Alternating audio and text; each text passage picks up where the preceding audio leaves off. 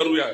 खरं तर या ठिकाणी मला अभिमान आहे की मागच्या वेळी माननीय देवेंद्रजी काही लोकांनी या ठिकाणी नौटंकी केली, आंदोलन केले, उपोषण केले। त्यांनी कधीच त्या ठिकाणी मंत्री म्हणून काम करताना या अमरावतीचा विचारच केला नाही। या अमरावतीला अनेक मंत्री मिळाले, अनेक लोक मिळाले, पण खोटारडेपणा एवढा की आंदोलन करायचं, आंदोलनामध्ये नाटकं करायचे।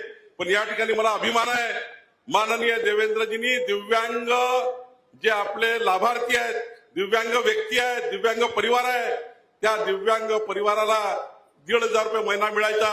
पण माननीय मुख्यमंत्री देवेंद्र फडणवीसजींनी यावर्षीपासून आता 1,500 चे 2,500 रुपये महिना आपल्या दिव्यांगांना मिळवून देण्याकरता या ठिकाणी एक मोठा कार्य या मागच्या बजेटमध्ये केलं। त्याबद्दल अमरावतीच्या या भूमीतनं मी त्यांचे आभार मानतो। खरं तर देवेंद्रजी या ठिकाणी मोठी मागणी शेतकऱ्याच्या कर्जमाफीची होती। खरं तर तुमची पहिल्यापासून भूमिका आहे की शेतकरी कर्जमुक्त झाला पाहिजे, शेतकऱ्यावर कर्ज असू नये। पण काही लोक फार्म हाऊस बांधतात, शेतामध्ये खूप कर्ज उचलतात, मोठ्या प्रमाणावर करोडपती अरबपती लोक शेतकरी त्या ठिकाणी आपल्या जमिनीतनं मोठ्या प्रमाणावर कर्ज उचलतात। माननीय देवेंद्रजींनी एवढंच सांगितलं होतं, मी नक्की कर्जमाफी करणार आहे, पण अशा शेतकऱ्याची कर्जमाफी करणार आहे ज्या शेतकऱ्याला कर्जमाफीची गरज आहे, समाजाच्या शेवटच्या गरीब माणसाच्या पाठीची सरकार उभं राहणार आहे।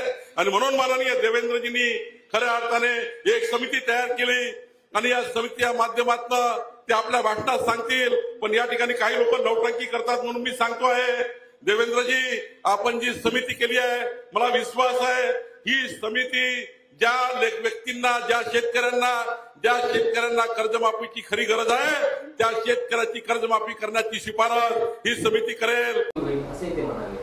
मग उलट मीच पत्र दिलेलं आहे का गरजू शेतकऱ्यांनाच ते कर्जमाफी झाली पाहिजे आणि हा शेतकऱ्याचा अपमान आहे।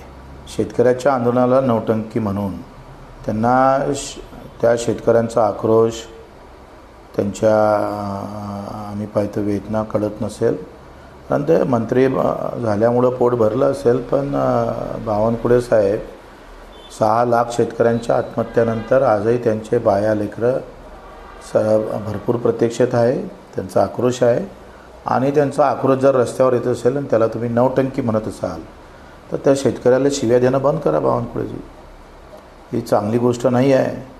आणि तुम्ही काही दिले तर स्वतःच्या घरून दिले नाही, मुख्यमंत्री काय वखराले गेले होते का? मेहनत करून दिले, आमचे पैसे आहे, आमचा अधिकार आहे। आणि टोमणे मारणं बंद करा, आम्हाला तुमच्यापेक्षा वाईट बोलता येतं हे विसरू नका। आणि मग इतकीच जर असेल ना तो शासकीय कार्यक्रमात बोलताय, वाटतं का थोडी लाज? शासकीय कार्यक्रमात बोलताय, पैसा सरकारचा आणि भाषण राजकीय, कुठला रीतिरिवाज आहे हा? बोलायचं असेल स्वतःची राजकीय सभा घ्या, पैसे खर्च करा, बोला ना तिथं बोलायचं आहे तर।